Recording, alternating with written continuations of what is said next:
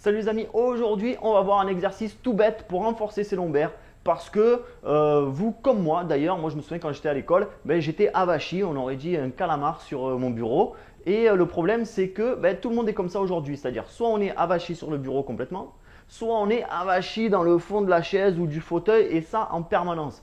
Et ça a pour résultante que vos lombaires et vos muscles intervertébraux s'atrophient et donc avec le temps, vous développez des douleurs chroniques au niveau du dos. Donc première étape tout d'abord, avant de passer aux exercices, c'est de prendre conscience lorsqu'on a une mauvaise posture qu'on est dans une mauvaise posture et donc faire l'effort de se redresser. Ce n'est pas notre posture naturelle d'être comme ça avachi sur le bureau, que ce soit au boulot ou à l'école. La posture naturelle, c'est le dos droit et le poids bien sur les fessiers. Lorsque vous prenez un gamin de 18 mois, 24 mois, vous le prenez, vous le posez sur une table et je peux vous garantir qu'il va rester tout droit comme ça. Il reste droit, il regarde autour.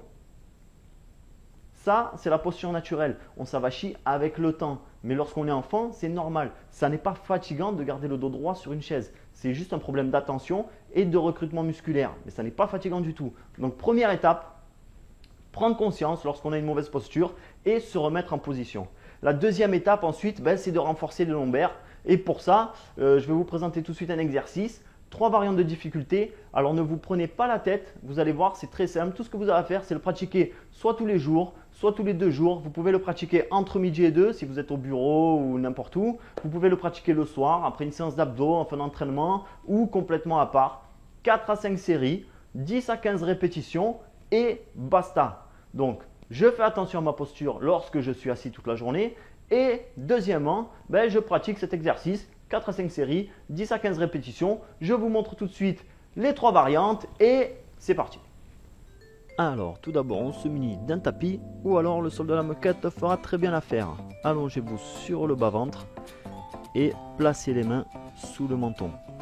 Inspirez, décollez les épaules, serrez les lombaires, les fessiers et expirez, vous redescendez.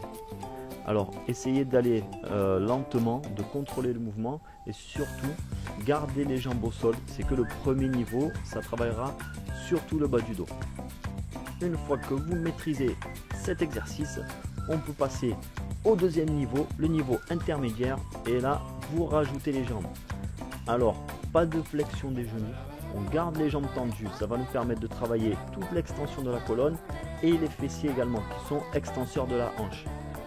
Niveau 2, niveau intermédiaire, inspirez en montant, expirez en descendant. Et enfin, le niveau des champions, vous tendez les bras devant vous et toujours le même exercice. Vous allez voir que la difficulté est bien plus élevée. Alors, ce qu'il est possible de faire, pour ceux qui sont vraiment encore au-dessus de la moyenne, vous pouvez rajouter des laisses aux chevilles ou encore vous prenez une paire d'haltères dans les poignets, dans les mains et croyez-moi, ça va très bien bosser. Une fois que vous terminez votre séance, vous vous relâchez en posant les fesses sur les talons, vous soufflez et vous pouvez reprendre une activité normale. À bientôt sur santédefer.fr. Salut les amis.